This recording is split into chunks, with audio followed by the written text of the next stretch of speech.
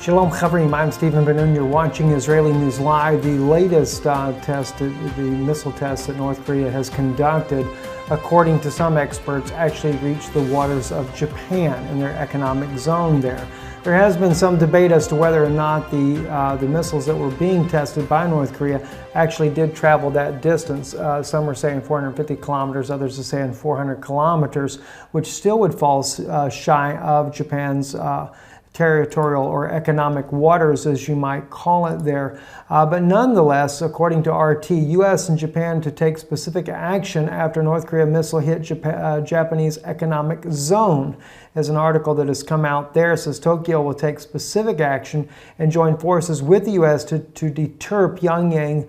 Japanese Prime Minister Shinzo Abe said after North Korean missile flew about 450 kilometers before landing inside Japan's economic zone. As we agreed at the recent G7, the issue of North Korea is a top priority for the international community, Prime Minister Abe told reporters in a televised comment as cited by Reuters. Working with the United States, we will take specific action to deter North Korea, Abe said, adding that Japan will also maintain close contact with neighboring South Korea and other countries.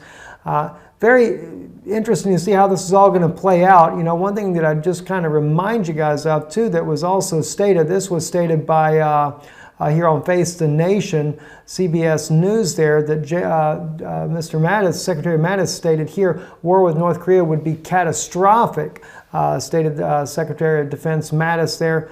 And he states here, a conflict with North Korea, John, would be probably the worst kind of fighting in the most people's lifetimes, Mattis told CBS News Face the Nation. Host John Dickerson in his first official interview as a defense secretary. The North Korean regime has hundreds of artillery cannons and rocket launchers within range of one of the most densely populated cities on earth, Seoul, the capital of South Korea, Mattis said. So you can certainly see where this would definitely not be a good war whatsoever, and I'm sure every attempt is being made by the different leaders to try to avoid that. But at the same time, President Trump continues to make it known that the U.S. is not going to play around, as well as the President Abe of Japan. And then we're also dealing with the fact that North Korea's Kim Jong-un, he's not even remotely backing off on doing his test or the possibility of even a sixth nuclear test that could be staged in the very near future. And at this rate here, he's averaging a test flight on his rockets about one every 9 days. So he doesn't seem to be worried at all about the United States. And of course, Russia once again has warned that the United States to be very cautious about doing any kind of conflict in that area. Not to mention President Putin has met today, just a couple of hours ago, with the newly elected President Macron, which was kind of interesting, seeing that Macron was not very positive about Putin before the election, talking about Russia meddling in the elections. I guess once he saw that he got his landslide victory there over Marine Le Pen, then he felt like, well, I guess after all, he didn't meddle in the election, and now they can become more of a economic partner of sorts. After all, it was France that had built the two aircraft carriers for Russia that ended up going to Egypt, after all, with the pressure of the United States under that of President Barack Obama, and the pressure that was placed on France then not to deliver these ships to Russia.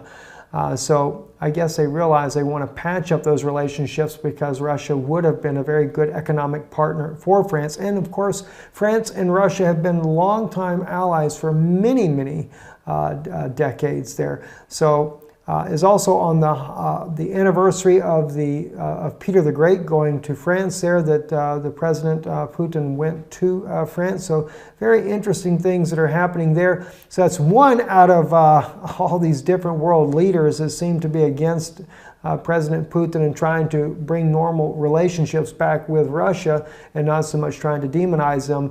And even President Trump has tried to do that somewhat, with a tremendous amount of opposition. No doubt Macron will also be smacked back in line, you might say, by some of those in the background that do not appreciate his stance with Russia.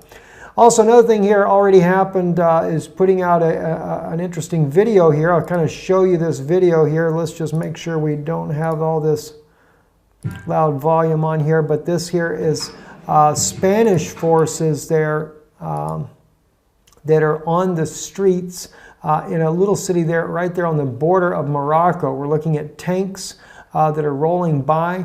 And Lorenzo also shows a map on here where that's at. It's a little city located there just on the edge of Morocco, but it's its own independent location there called Melillas.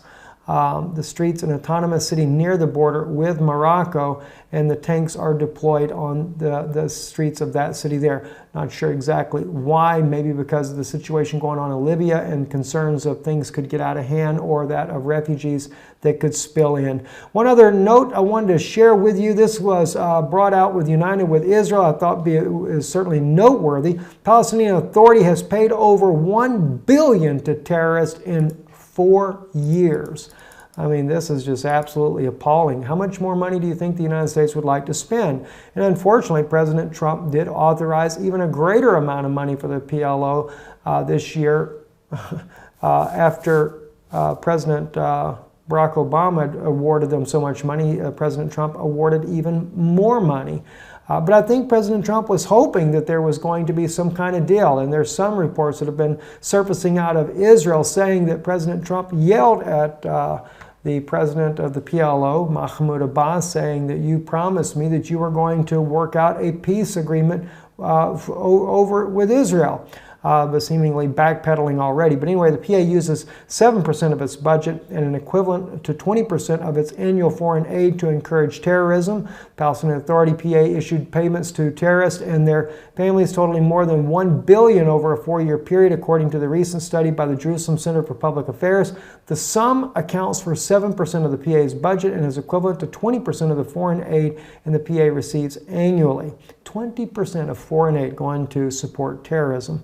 Payments are written into PA law, which declares that prisoners who are convicted of security offenses and acts of terrorism are fighting sector and integral part of the weave of Arab-Palestinian society and guarantees the financial rights of the prisoner and his family. Prisoners consequently receive a significant payment while incarcerated, as well as jobs or salaries upon their release. The time they serve behind bars also counts towards their seniority in a PA institutions. Just kind of weird. No wonder why people are willing to do such acts of violence against innocent civilians in the region there, because of the fact that it's so lucrative. Interesting. It's kind of what seems to be going on in Syria and other places as well, with all the rebels that are fighting, because the more money that is offered, the more they're willing to fight there. Kind of like what President Putin said in one of the interviews that he did one time, where it was public, and he was talking about that the fighters will fight depending on whoever the highest bidder is that'll give the most money. As we saw even in one article about Russia going to the southern borders there of in Syria, of the cities of Dara and al-Suwaid, trying to also recruit militias there, offering them $200 a month. Well, the U.S. has done very similar things as well in bringing together a free Syrian army, paying them their wages, which of course is no doubt paid for by U.S. taxpayers. I'm Stephen Ben-Nun. You're watching Israeli News Live. Don't forget, check us out on DirecTV. Most places that I'm aware of is channel 367. I did get word back from some of you that do watch Israeli News Live on the World Harvest Network in the United States there, Saturday nights, 10 p.m. Eastern, saying that it was on a channel called Channel 17 on DirecTV. So definitely check your listings there to see where that's at. We will try to update you as well as we get a better understanding about where all the broadcast goes. Anyway, I'm Stephen Ben-Nun. Thank you and God bless you. Thank you for supporting the work we do here as well. Your support is greatly appreciated, and it's what keeps us on the air around the world, bringing the latest news that we possibly can to you. I'm Stephen Ben-Nun with Israeli News Live. Shalom.